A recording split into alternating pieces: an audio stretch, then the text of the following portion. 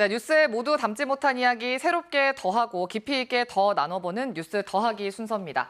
이번 주 KBS는 기후위기 속 지속가능한 양식산업의 길을 찾는 보도 연속으로 전해드렸는데요. 이 내용 취재한 순천방송국 손준수 기자와 자세한 이야기 나눠보겠습니다. 네, 손 기자 첫 번째 키워드부터 볼까요? 71일이네요. 1년 365일 중 5분의 1에 해당하는 건데 꽤 긴 기간이잖아요. 어떤 의미인가요? 네, 71일은 지난해 국내 해역에 발령된 고수온 특보 기간입니다. 문제는 고수온 지속 기간이 갈수록 길어지고 있다는 건데요.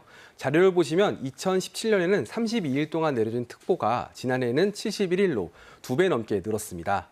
집단 폐사 등 고수온 피해 규모 역시 같은 기간 1억 원에서 574억 원으로 600배 가까이 치솟았습니다.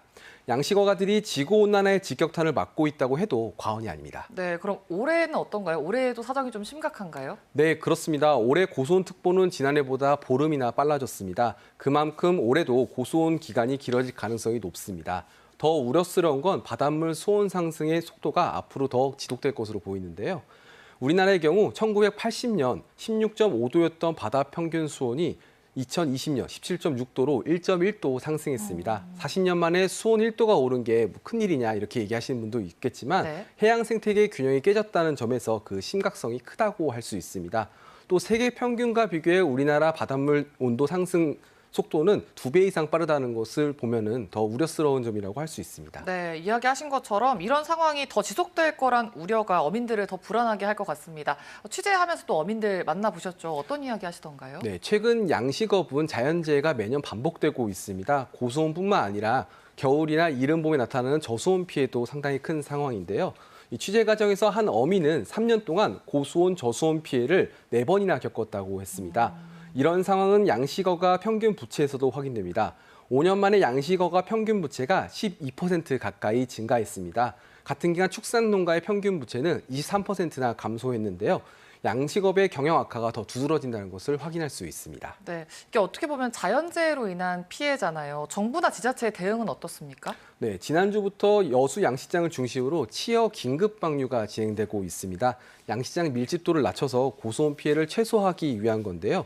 고수온 피해가 매년 반복되다 보니 어가들도 긴급 방류에 동참하고 있습니다. 치어 한 마리 보상 기준이 660원에서 700원으로 상승한 것도 적지 않은 영향을 미친 것으로 보이는데요. 이 수온 변화에 대비한 양식 어종 전환도 추진되고 있습니다. 일부 어가에서는 고수온에 취약한 우럭 대신 감성동 등으로 전환하는 곳도 있고요.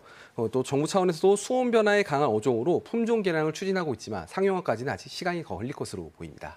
네, 다음 키워드 보겠습니다. 한계 어업인이네요. 더 이상 양식업 경영을 할 수 없는 어업인을 뜻하는데 어촌계의 심각한 고령화 현상 보여주는 키워드죠. 네, 그렇습니다. 지난해 등록된 전남 어촌계원의 현황을 보면 전체 4만여 명 가운데 40%가 70대 이상입니다. 반복되는 자연재해로 양식업을 더 이상 지속하지 못하는 이른바 한계 어업인들이 속출하고 있는 건데요. 이 폐업을 고민하면서도 쌓여있는 부채 등으로 인해서 그만둘 수 없는 상황이라고 합니다. 이 정부 차원의 구조조정을 요인하기 위해서는 폐업 지원금 지급이 시급하다는 목소리가 나오고 있지만 법적인 근거는 아직 없는 상황인데요. 지난해 개정된 법안이 발의됐지만 아직 국회에서 계류 중입니다. 네, 그만두고 싶어도 빚을 갚아야 하기 때문에 그만 못 두는 실정이다라고 말씀하셨는데 또 하나 문제가 양식업에 도전을 하고 싶어도 진입 장벽 자체가 굉장히 높잖아요. 네, 그렇습니다. 말씀하신 대로 양식업은 면허 발급이 까다롭고 또 시설 등 초기 비용이 크다 보니까 누구나 쉽게 접근하기가 어렵습니다. 이렇다 보니 면허나 양식장 거래는 거의 없고 면허권 현황도 그대로인 상황입니다. 그 대안으로 양식장 거래은행이 도입하자는 의견이 제시되고 있는데요. 양식장은 물론 면허 거래의 투명성을 높이고 신규 어업인 육성을 통해서 양식업의 경쟁력을 높이자는 겁니다. 네, 지속 가능한 양식업을 위해서는 대책 마련이 좀 시급해 보입니다. 마지막 키워드 보겠습니다. 제3의 물결이네요. 이건 어떤 내용인가요? 네, 미국의 저명한 미래학자 엘빈 토플러가 쓴 책입니다. 엘빈 토플러는 1980년 이 책에서 수산 양식을 1세기를 대표할 미래 주요 산업으로 꼽았는데요.